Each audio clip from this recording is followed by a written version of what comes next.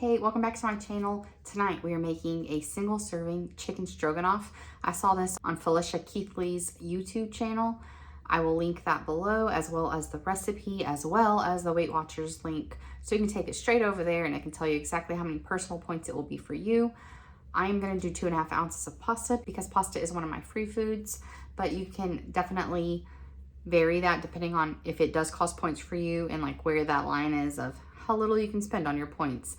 This is gonna be a 3-point serving for me since pasta and chicken are both free, vegetables are free. I'm actually gonna get a point back from vegetables, so technically it's like a 2-point dinner.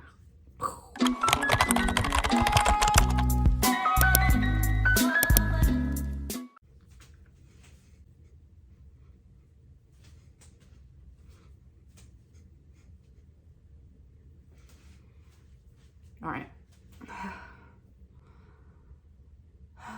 Our first step is going to be getting our water on to boil for our pasta.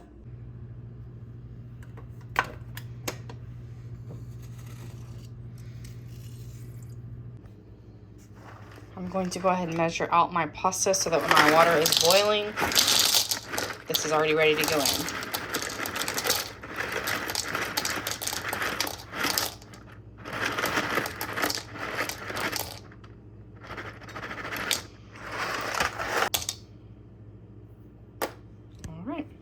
Just set that to the side. I have this baby little onion, so I'm just gonna go ahead and cook that whole thing. And then I have my mushrooms already prepped and like washed. I just need to chop them up.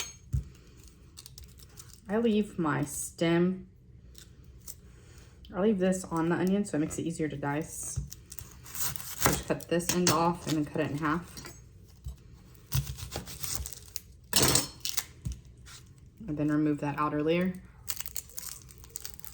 And by leaving this on, everything's still attached to each other, so it won't be like moving around while I'm trying to cut it. This is a really small onion, so I'm gonna only cut it this way once because it's not very thick.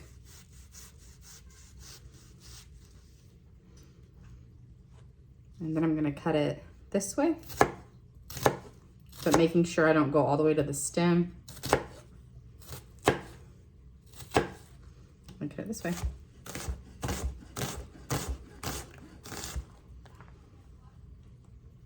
There you go. Then you just throw that little guy away. This one's a little thicker, so I'm gonna cut it twice this way and then repeat the same process.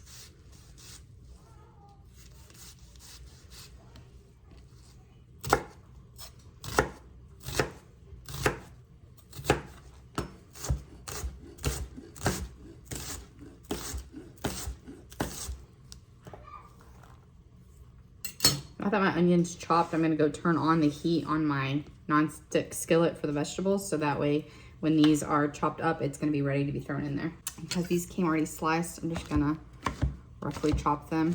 I like mushrooms, so I don't have to get it tiny to like it. I just want it to cook a little faster.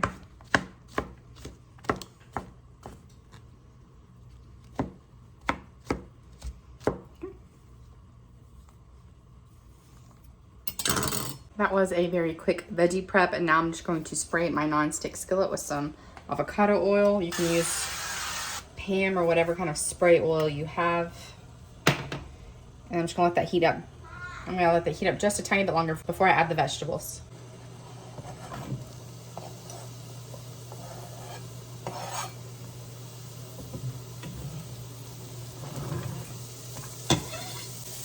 I'm gonna initially let them cook separate, because onions like to have salt right away, but mushrooms don't. So I'm gonna go ahead and add the salt to my onion so it immediately starts releasing its water content.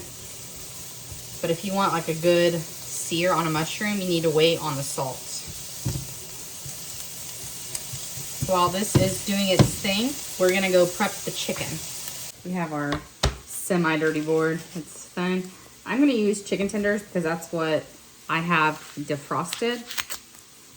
I don't need all of these. I'm probably going to use, let's see. I'm gonna use 3 of them because that's about the size of a breast. I don't like this part. You can use a regular breast if that's what you have. I almost used air fried chicken tenders for this, and I decided against it so I could show you how to do the actual chicken. So I just did that, and then going to hold on to the cartilage there, or whatever it is, tendon. Now I'm just going to cut these in bite-sized pieces. I'm going to cut mine a little smaller because I don't want a giant chunk of chicken. That was quick. I'm going to wash my hands and we'll check on the vegetables. See this like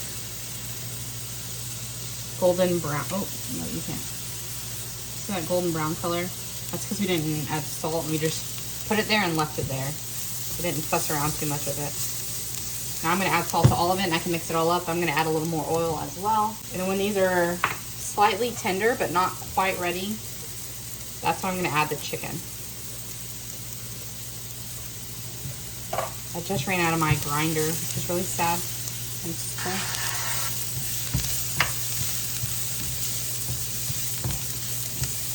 If you find that your stuff is cooking a little too quickly, you can add a little bit of water to your pan, but just keep in mind with the mushrooms in there, you might get slimy mushrooms. Okay, my onions are starting to get translucent. This cooked, I don't know, maybe 4 minutes so far. Not too long. Now I'm going to add the chicken to this side. I'm going to add salt,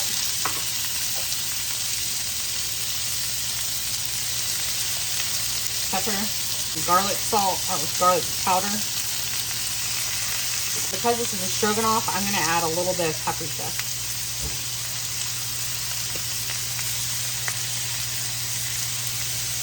Add some of this. Spray the other side and flip them.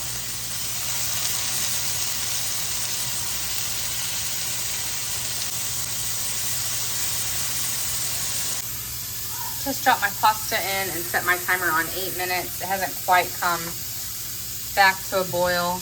There it is.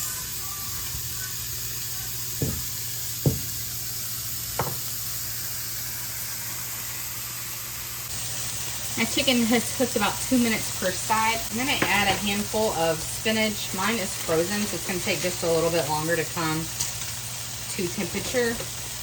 If you have fresh, it won't take quite as long. This won't take very long though. I'm going to add a little bit of garlic as well.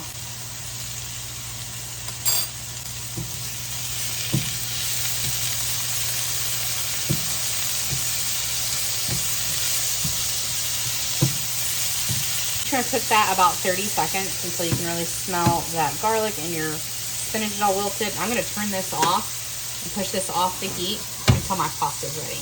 In a perfect world, my pasta would have been ready to go as soon as my chicken and everything was done, but for some reason that burner was taking a little bit longer today, so we'll just pull off the meat and everything off the heat and it will be perfectly fine once our pasta is ready to go in there. We only have about 6 more minutes anyway. My pasta is done and drained. I'm going to put this back just on a low heat to help melt that cottage cheese. In a 1/3 cup of cottage cheese, I am using the higher fat kind, so you could potentially have even less points for this dinner if you're using a less high fat cottage cheese. And then I'm gonna add just a tiny smidge of Dijon mustard. That is a flavor I like in this dish when I make it in other ways, so I don't want to leave it out. This is a ton of food. Throw in my pasta. And I left it just al dente. That way if it keeps heating up in the stove for a minute, that it won't get mushy or overdone. I'm gonna cook this on medium low until the cheese has completely melted and you can't see any of the curds. Mine has been on for a couple minutes and my curds don't seem to be getting melty. This is a really cheap cottage cheese. I wonder if that has something to do with it. But I like cottage cheese, so the fact that there are small curdles in there will not bother me at all. Let's give this a little taste. Our work is complete, and this is a massive amount of food. It's literally more than my bowl can hold. Make sure I get a little bit of everything in the first bite. And here's the real trick. Am I gonna burn myself again? Probably.